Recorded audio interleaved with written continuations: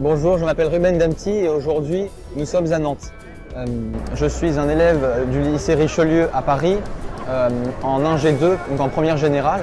Et aujourd'hui je vais vous présenter le projet Zephyr, une fleur articulée qui communique le taux de CO2.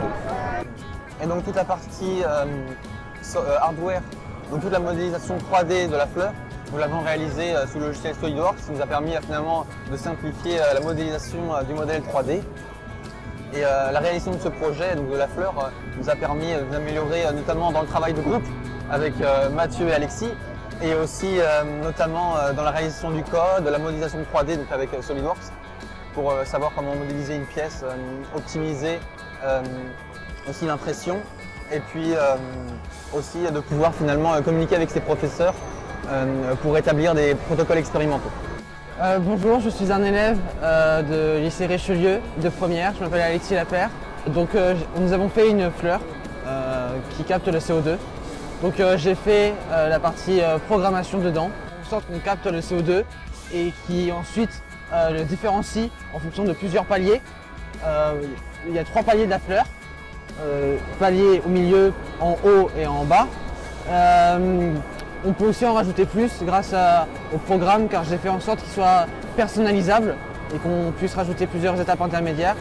Et nous avons aussi prévu de l'améliorer avec un système de monitoring qui envoie les informations sur un téléphone et qui puisse avoir, si on a plusieurs dans une pièce, savoir le taux de CO2 de répartition dans la pièce.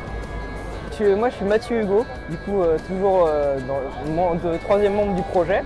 Donc on a fait notre système avec une modélisation 3D faite avec SolidWorks. Du coup on a dû, pour que le système soit fonctionnel, on a dû par exemple faire un système de résistance pour pas que tout s'écroule totalement, que l'inclinaison soit plus droite. On a aussi dû creuser par exemple des parties à l'arrière de la fleur pour créer un déséquilibre.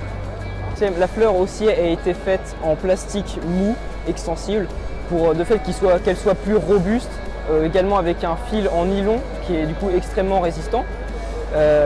Après, le socle ici qui maintient tout a été allégé avec des trous et également pour économiser du plastique, et qui maintient absolument tous les composants, du coup avec la carte Arduino et les moteurs en dessous, tenu avec un socle, le support à LED et le capteur bien sûr.